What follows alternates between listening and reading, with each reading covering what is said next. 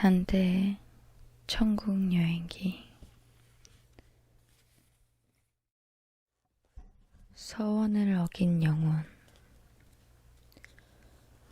온통 사랑의 불꽃으로 단테의 열정적 젊은 날을 사로잡았던 아름다운 베아트리체. 그녀는 단테의 가슴 속에 영원한 빛이었다. 그녀는 지금 귀중한 진리를 그에게 깨우쳐 주었다. 가르침을 통해 깨달음을 얻은 단테는 그동안의 잘못을 인정하지 않을 수 없었다. 그가 고개를 들고 몸을 일으키려고 할 때 갑자기 눈앞에 웬 낯선 그림자가 어른거렸다. 단테는 그것의 시선을 빼앗겨 베아트리체에게 잘못을 고백하려고 마음먹었던 사실조차 까맣게 잊고 말았다. 그 그림자는 곧 제 모습을 나타냈다. 마치 깨끗한 유리나 바닥이 훤히 보일 만큼 맑고 투명한 샘물 속에서 모습을 드러내는 것 같았다. 그것은 찬란한 빛을 뿜으며 다가오고 있었다. 눈에 선명하게 들어오지는 않았지만 뭔가를 간절히 말하고 싶어하는 듯한 느낌이 들었다. 단테는 순간 아름다운 소년 나르시스를 떠올렸다.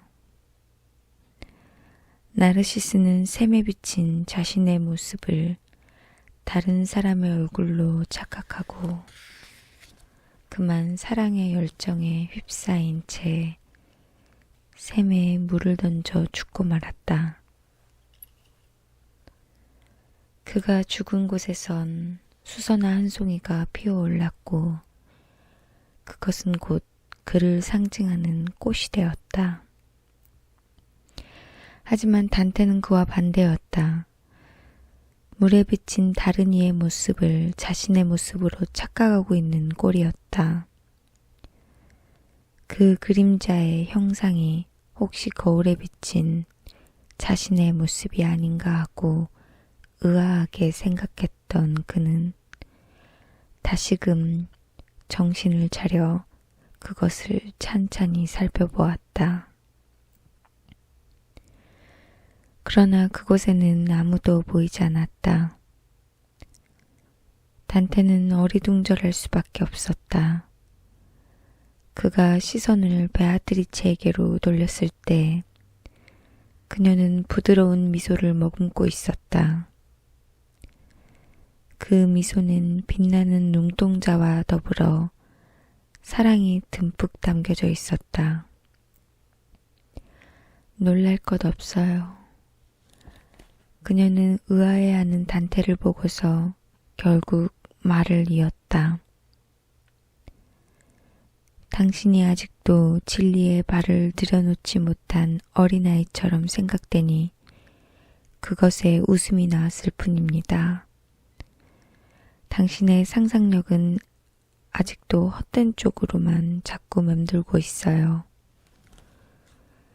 내 상상력이 어째서 헛되다는 거요. 방금 나타났던 것은 단지 허상일 뿐인데. 그의 물음에 베아트리체는 고개를 내저었다. 아니요, 그건 허상이 아니고 참된 실체예요. 이곳의 영혼들은 서원을 어겼기 때문에 더 높은 하늘로 올라가지 못하고 이곳에 머물 수밖에 없는 거예요. 그러니까 당신은 이 월광천에서 그들과 대화를 좀 해야 해요. 어떤 이유로 그 영혼들이 이곳으로 오게 된 것인지를 알기 위해서요. 그녀의 말을 듣고서야 단테는 비로소 자신과 이야기하고 싶어하는 한 영혼의 모습을 확실히 볼 수 있었다. 그는 영혼을 향해 몸을 돌리더니 무언가 몸이 바싹 달아오른 사람처럼 말했다. 오, 복되시니여.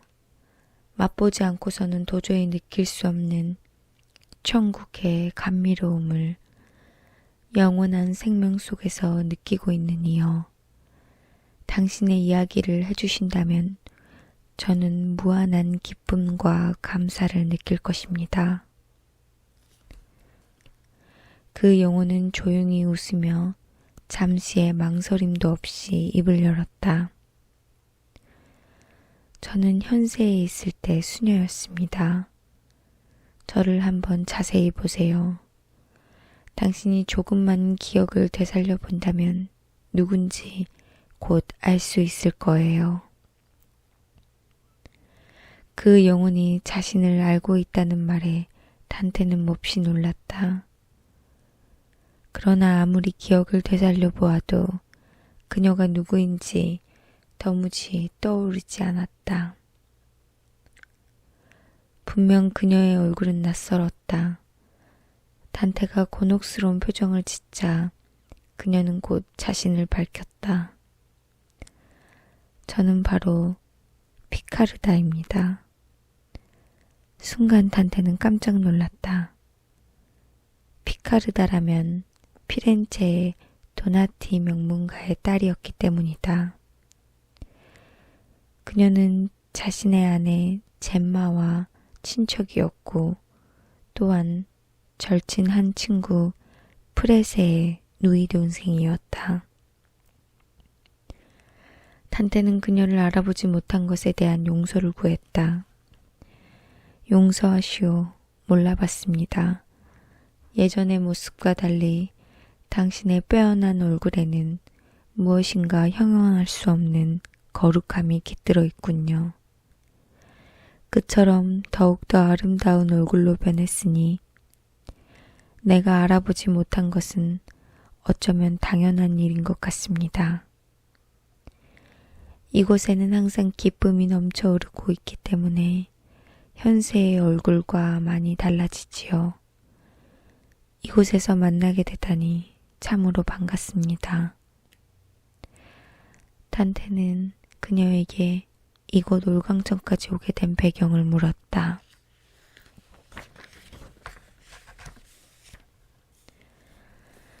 저는 하느님의 크나큰 은총으로 성 클라라 회의 수녀가 되기로 결심했었지요. 하지만 여러 가지 문제에 부딪히게 되었답니다. 물론 단테는 그녀에 대해 어느 정도 알고 있었다. 피카르다가 수녀가 되려 했을 때 그녀의 큰오빠 코라소가 완강히 반대했다. 정치적으로 야심만만했던 코라소는 미모가 뛰어난 동생을 감금하고 자신의 출세를 위해 어떤 정치인과 정략 결혼을 강요했던 것이다. 큰오빠는 완강했지만 그래도 조금 위안이 되었던 것은 작은 오빠 프레세의 위로였어요. 피카르다는 잠시 감회에 젖어드는 것 같더니 계속 말을 이어나갔다. 우여곡절 끝에 결국 저는 성 클라라의 뒤를 따라 속세를 떠나 베일을 쓰게 되었습니다.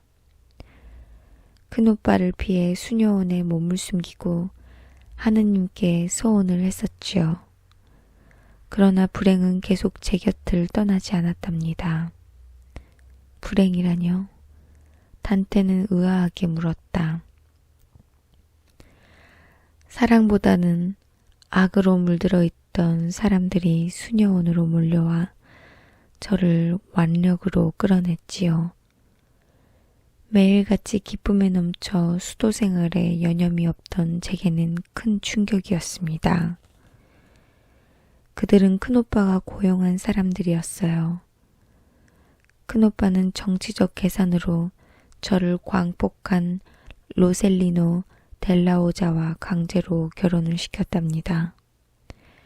그 뒤에 제 생활이 어떠했는지 인자하신 하느님께서는 알고 계십니다. 단테는 이제야 모든 사정을 알게 되었다. 그녀는 천국에 보다 높은 곳으로 올라갈 수 있었으나 그만 본의 아닌 불행으로 서원을 깨트려 이곳 올강천에 머물고 있는 것이었다. 단테는 화제를 돌려 질문했다. 월강천은 모든 천국의 관문 중에서 가장 움직임이 더딘 곳이 아닙니까? 그녀는 가볍게 웃음을 머금더니 대답했다.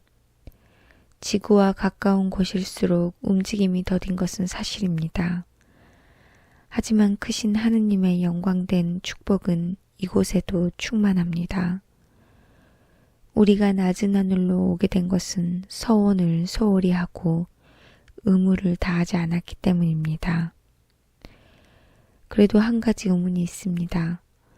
비록 이곳에서 행복하게 지내고는 있지만 당신들은 더 많은 기쁨이 있는 저 높은 하늘로 오르기를 원치 않습니까?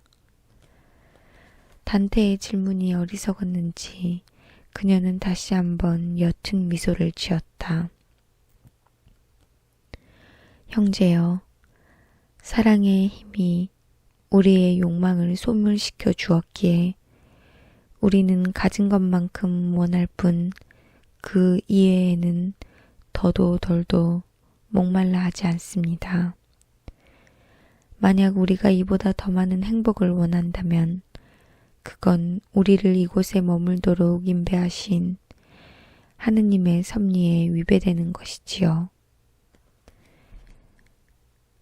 그분의 사랑 안에 존재함이 이곳의 섭리이자 모든 천국에 공통적으로 해당되는 섭리인 겁니다. 당신께서 잘 살펴보신다면 이 천국에서는 그러한 헛된 욕망이 결코 용납되지 않을 뿐더러 그럴 필요조차 없다는 사실을 알게 될 거예요. 그렇다면 전혀 그러한 욕망이 없다는 겁니까? 단테는 계속 우매한 질문을 해댔다. 물론입니다. 우리가 해야 할 일은 우리의 의지를 전능하신 하느님 뜻 안에 머물도록 하는 것이죠. 그것이 축복받은 우리 영혼들이 해야 할 의무이자 공의로우신 하느님의 원래 의지이십니다. 이때 베아트리체가 단테를 향해 마치 어린아이에게 충고하듯 말을 건넸다. 이제 좀 아시겠어요? 항상 공의로우신 하느님의 의지만이 인간 행위의 규범이지요. 이렇듯 영혼들이 이 천국에 층층이 존재하는 것은 모두 우리를 사랑하시는 하느님과 그분의 온 왕국이 바라는 의지입니다. 전능하신 하느님의 의지가 곧 우리의 평화이면서 그분이 창조하신 모든 만물의 바다인 것입니다. 단테는 피카르다의 영혼과 베아트리체의 설명을 듣고서야 비로소 하느님께서 내리시는 이곳 천국의 은총을 조금이나마 깨달을 수 있었다. 하지만 한 가지 음식을 배불리 먹고도 색다른 음식을 보면 또 먹고 싶은 충동이 생기듯 그는 아직 만족하지 못하고 있었다. 단테는 그녀가 소원을 소홀히 여겨 처음 뜻한 바대로 수도의 길을 끝까지 완수하지 못한 것을 배 짜는 일에 비유하며 물었다. 대체 무슨 배를 짰기에 끝까지 복을 누리지 못한 것이요? 그녀는 그의 물음을 곧 이해하고 대답했다. 의지가 부족했기 때문이었죠. 하느님과의 소원을 끝까지 지키지 못한 것은 모두 제 의지가 굳건하지 못했기 때문입니다. 이때 그녀의 오른편에서 다른 한 영혼이 나타났다. 역시 눈부신 빛을 발산하며 다가왔다. 피카르다는 단테에게 그 영혼을 소개시켜 주었다. 이분 역시 수녀였으나 저처럼 타인의 강압에 의해 머리에 거룩한 베일을 벗게 되었답니다. 수녀로서의 도리를 어기게 되었지만 그렇다고 마음의 베일까지 완전히 벗은 것은 아니죠. 뒤늦게 나타난 영혼도 피카르다와 마찬가지로 역시 뭔가 불행한 사연이 있는 듯했다. 단테는 그 영혼에게 이름을 물어보았다. 제 이름은 코스탄차입니다. 시칠리아의 왕 로체르 1세의 막내딸이지요. 코스탄차는 현세에서 위대한 황후였다. 호헨슈타우펜 왕가 출신의 황제들은 성격이 억세고 그 재위 기간이 짧았던 탓에 태풍에 비유되곤 했다. 그 첫 번째 태풍은 프리드리히 바르보라사 1세이고 둘째 태풍은 코스탄차의 남편 하인리히 6세이며 셋째 곧 마지막 태풍은 코스탄차가 낳은 프리드리히 2세였다. 이윽고 피카르다와 코스탄차는 성모 마리아님을 찬미하는 아베 마리아를 부르기 시작하더니 마치 깊은 물속으로 무거운 물체가 가라앉듯 삽시간에 사라져버렸다. 단테는 시선이 닿을 수 있는 곳까지 그녀들의 모습을 지켜보았다. 그녀들이 사라지자 그는 곧 시선을 돌려 베아트리체를 바라보았다. 그런데 단테의 소망이자 의지인 그녀에게 몹시 강렬한 빛이 쏟아져 나오고 있었다. 그는 너무나 눈이 부신 나머지 눈을 뜰 수가 없었고 질문하는 것조차 불가능했다. 사랑의 불꽃. 두 마리의 토끼를 동시에 발견하게 된다면 어떻게 해야 할까? 둘 다 잡으려는 욕심으로 어느 한쪽을 선택하지 못한다면 결국 그 사람은 한 마리의 토끼도 잡을 수 없을 것이다. 일방적으로 우매하고 욕심이 많은 사람일수록 그와 같은 실수를 저지르기 마련이다. 그에게 자유의지가 있다고 하더라도 둘 다 한꺼번에 먹으려는 욕심 때문에 결정을 내리지 못한다면 결국 어느 한쪽의 음식도 입에 대지 못하고 굶어 죽게 될 것이다.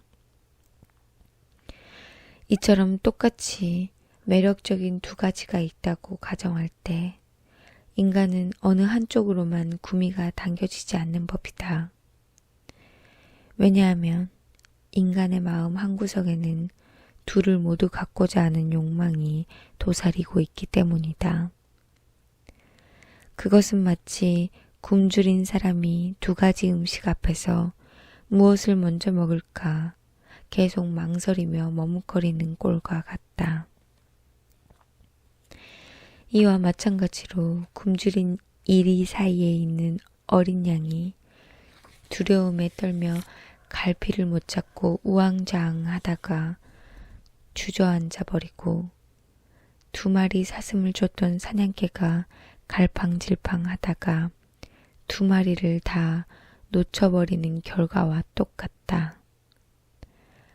단테는 그처럼 바보 같은 짓인 줄 알면서도 두 가지 의혹에 휩싸이고 말았다.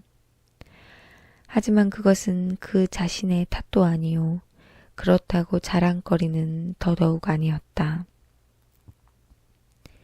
다만 어쩔 수 없는 의무일 뿐이었다. 방금 전 피카르다가 해주었던 얘기에서 그는 두 가지의 강렬한 의문을 갖게 되었다. 그 하나는 본인의 의사와는 무관하게 타인의 강압적인 폭력에 의해 어쩔 수 없이 서원이 깨지는 것에 관한 것이고 또 다른 하나는 영혼들이 천국에서 차지하고 있는 위치에 대한 것이었다.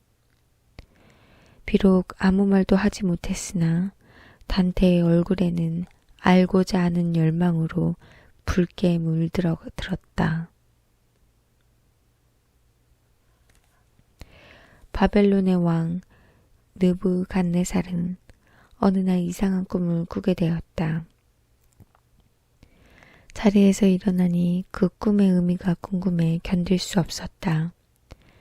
그는 전국에서 명성 높은 해몽과 마술사, 점성술사들을 다 불러 모아 자신이 꾼 꿈을 해몽하기 위해 온갖 총력을 기울였다. 그러나 왕이 꾼 꿈을 알아내는 사람은 아무도 없었다. 이때 유다에서 포로로 잡혀왔던 다니엘이 하느님의 가르침에 따라 그 꿈을 해몽하여 여러 사람을 구했을 뿐만 아니라 그 후 왕 다음의 권력자가 되어 바벨론을 다스리게 되었다.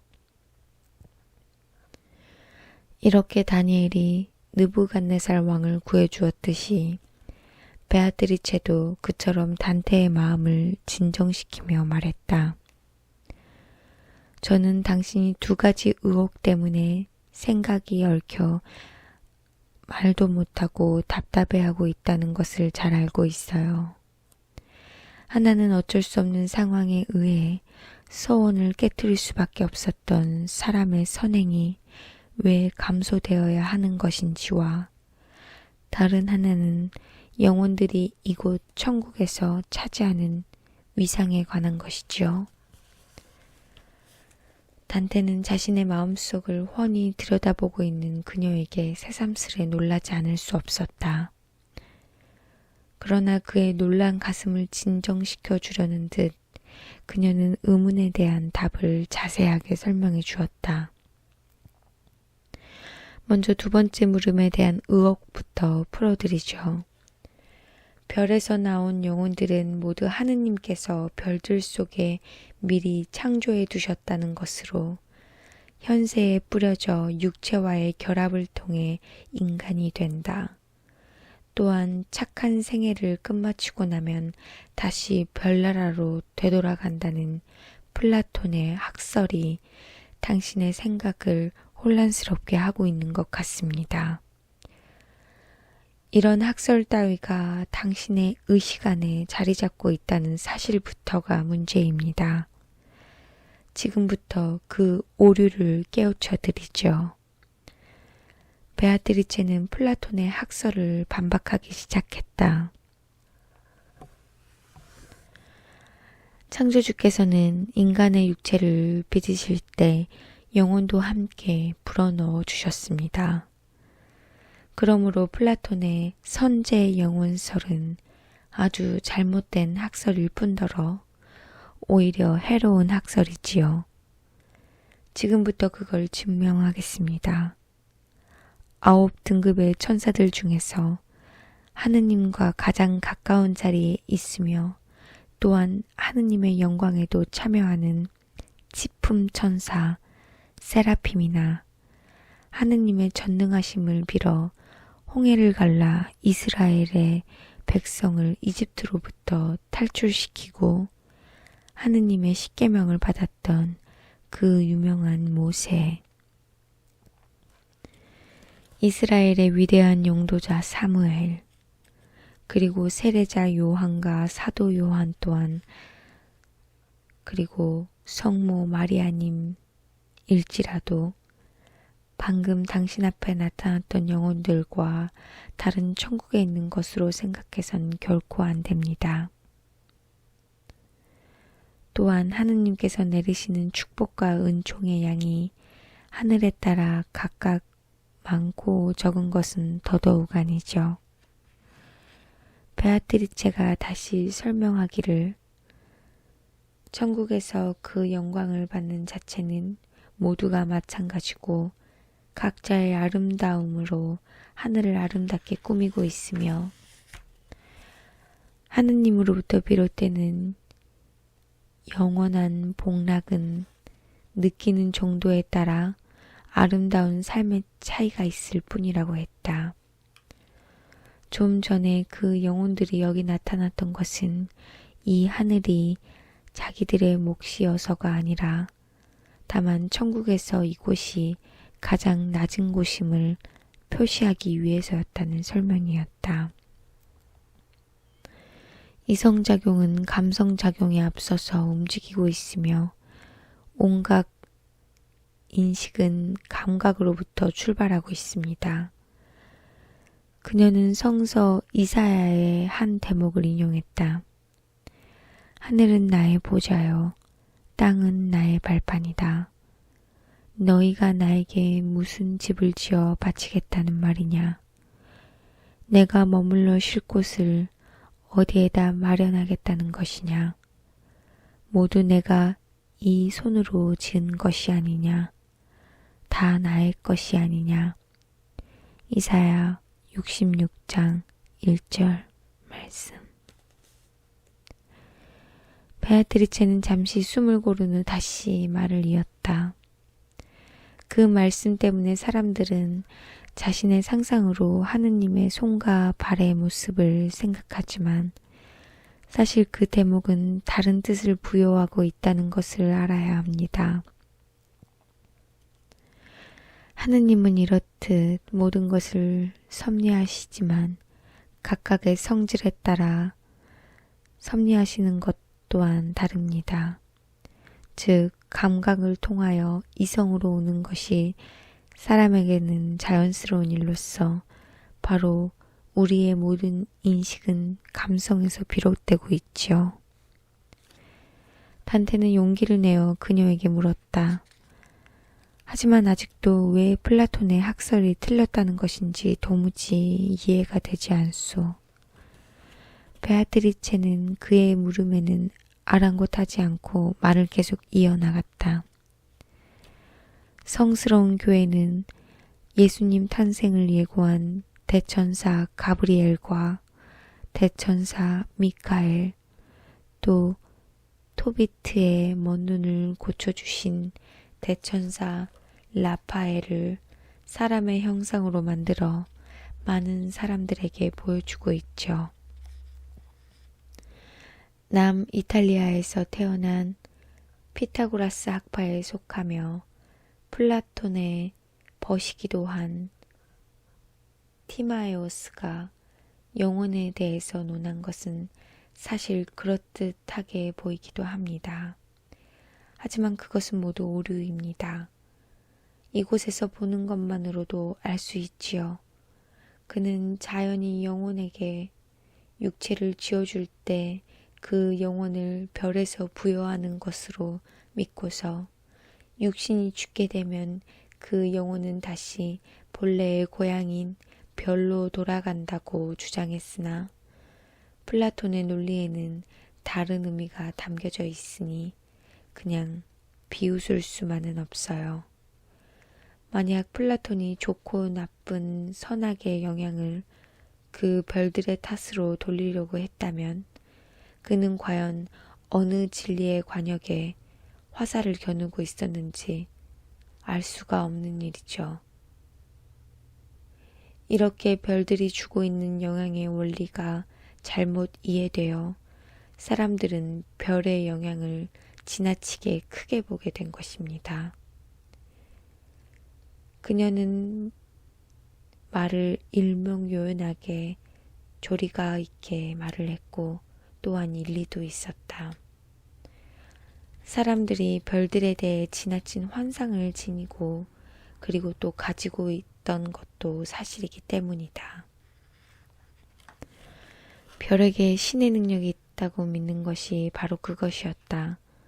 즉 화성에는 무신 마르스가 있고 금성에는 사랑의 여신 비너스가 있다는 등의 이야기, 제우스와 헤르메스 등의 이야기들도 모두 잘못 인식되고 있었다. 단테는 이제 한 가지 의문이 풀렸으나 아직 또 하나가 남아 있었다. 그녀는 이미 알고 있는 듯 다시 이야기를 시작했다. 이제 당신을 의혹에 가득 차게 만들었던 그 나머지 질문에 답해드릴 차례입니다. 어째서 천국의 정의가 때로는 사람들에게 불합리하게 보이느냐에 대한 의문을 풀어드리죠. 사실 첫 번째 의문보다도 단테가 더욱 궁금해하는 것이 바로 두 번째 의문이었다. 그로서는 이곳 월광천에 있는 영혼들에 대한 심판이 불합리하게 생각될 수밖에 없었다. 그 크신 하나님의 풍요와 판단을 어찌 헤아릴 수 있으며 그분이 하시는 일을 어찌 다 이해할 수 있겠습니까? 하느님의 심판은 오묘해서 헤아릴 수 없다는 것을 아셔야 합니다. 이렇게 서두를 시작한 베아트리체는 단테가 알기 쉽게 설명하기 위해 애쓰는 기색이 역력했다. 예를 들자면 폭력을 당한 어떤 피해자가 있다고 할 때 책임이 가해자에게만 있다는 것이 아닙니다. 피해자에게도 어느 정도의 책임이 있는 것이죠. 비록 피해자는 폭력을 당했지만 가해자에 대해서 자신의 의지를 확실히 보여주지 못했다는 점에서 볼 때 분명 책임이 있습니다. 그녀는 얼핏 이해되지 않는 논리를 펼쳤다. 의지란 천만 번 뒤흔들릴 수 있는 상황에서도 꺼지지 않는 불빛처럼 본성이 작용을 합니다. 그러므로 그 본성이 흔들리지 않는 그 가정한 의지는 꺾일 수 없는 것이랍니다. 결국 의지가 작든 크든 꺾이게 되면 불의가 등장할 수 있는 환경을 제공하는 것이 되지요. 단테는 조금 전 잠시 나타났다가 사라졌던 피카르다와 코스탄차를 떠올리고서 베아트리체에게 물었다. 그렇다면 아까 그들이 말한 것처럼 그들에게도 결국 의지를 잃고 불의를 뒤따랐던 책임이 있다는 것이요. 옳게 보셨습니다. 그녀들은 성소인 수도원을 되돌아갈 수 있었음에도 불구하고 굴복해버린 거예요. 그러므로 그녀들은 지옥에 떨어짐이 마땅하나 하느님의 자비와 은총으로 죄를 피할 수 있었던 것입니다. 사람의 죄는 어쩔 수 없는 상황에서 비롯됐다는 것을 깨달아야 해요. 우리는 라오렌티우스나 무키우스 같은 사람들의 꺾이지 않은 강인한 의지를 본받을 필요가 있습니다. 로마 황제 발렐리아누스의 박해로 258년에 순교한 라오렌티우스는 황제의 지독한 고문에도 불구하고 그 의지를 꺾지 않는 것으로 유명하다. 그는 하느님의 성총을 믿어 의심치 않았기에 그 뜨거운 철판 위에서조차 태어날 수 있었다. 또한 무키우스 이라 역시 유명하다. 기원전 82년에 사망한 그는 로마를 공격하던 포르세나 왕을 암살하려다 실패한 후 포로가 되자 그 실패의 원인이 자신의 오른손에 있다며 그 왕이 지켜보는 앞에서 자신의 오른손을 불 속에 집어넣고 태웠다.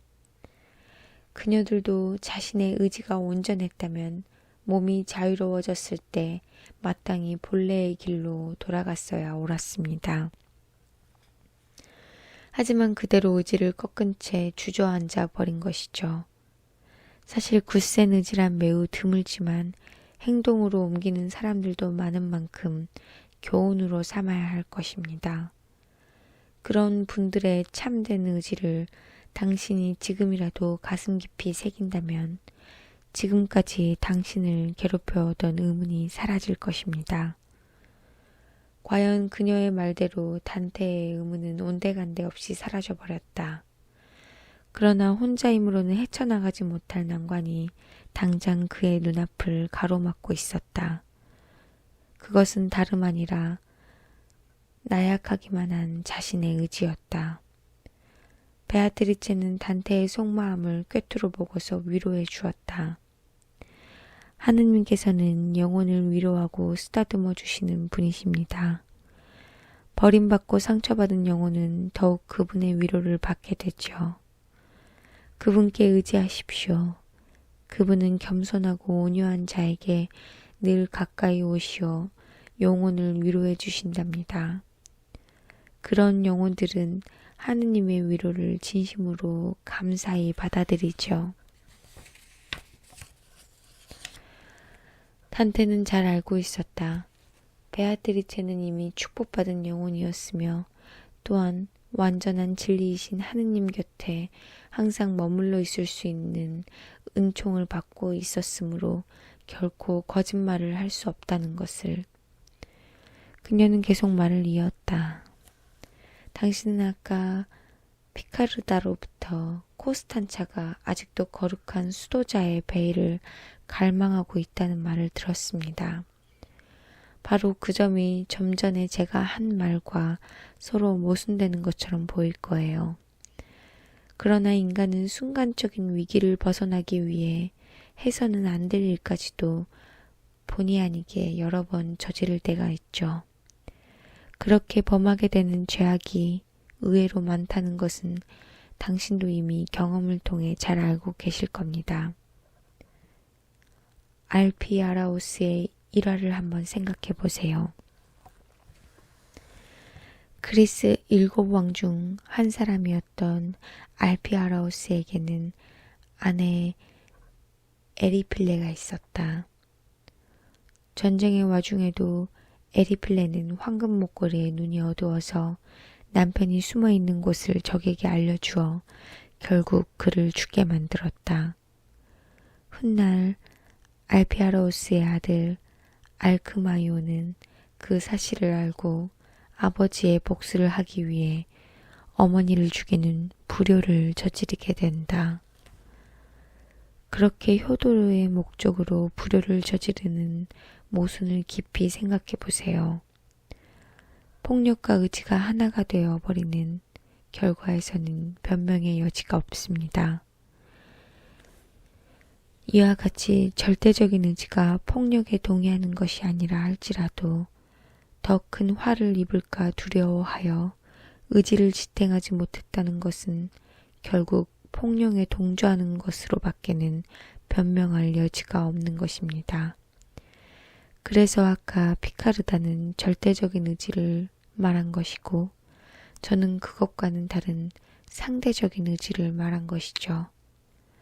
하지만 사실 둘 다 진리임에는 분명하다고 생각합니다. 하느님의 샘으로부터 솟아난 거룩한 진리의 물줄기가 마침내 답답하던 단테의 가슴을 시원하게 씻어주었다. 그는 감사의 마음이 가슴 저밑 바닥으로부터 솟아올라 그녀에게 존경을 표했다. 하느님의 총애를 받고 있는 고귀한 베아트리체여, 사랑이 담긴 당신의 말이 내 몸 안에서 넘쳐 흘러 마침내 나를 구해주었소. 아직은 나의 사랑이 당신에 비할 만큼 크고 거룩하지는 않지만 전능하신 하나님께서 당신에게 반드시 더 큰 은총을 내려주시리라 굳게 믿고 있소. 단테는 어떠한 진리일지라도 하느님의 진리 밖에서는 진리가 없음을 깨달았다. 그 하느님의 진리가 우리 인간의 지성에 빛을 비춰주지 않는다면 결코 만족할 수 없다는 사실 역시 분명하게 깨닫게 되었다. 맹수가 굴 안에서 쉬는 것처럼 모든 진리도 하느님의 거룩한 빛 안에서만 완성된 진리에 도달할 수 있다는 것을 아셨죠. 그렇소. 하느님의 진리가 아니고서는 모든 것이 다 헛되다는 것을 이제 깨달았소. 그리고 우리를 저 높은 천국으로 인도하시는 것 역시 바로 하느님께서 섭리하신 본성이며 그분의 사랑이었다는 것까지 깨닫게 되었소. 베아트리체는 환한 웃음을 지어 보였다. 단테는 계속해서 그녀에게 이야기했다. 거룩한 여인이여, 나의 본능이 또다시 나를 부르고 용기를 복도와 또 하나의 안개 낀 진리에 대하여 묻게 하고 있소. 혹시 한번 어긋나 버린 서원일지라도 어떠한 선행을 통해서 하늘의 뜻을 채울 수는 없는지 그것을 알고 싶소. 베아트리체는 사랑의 불꽃이 가득 찬 성스러운 눈길로 단테를 바라보았다.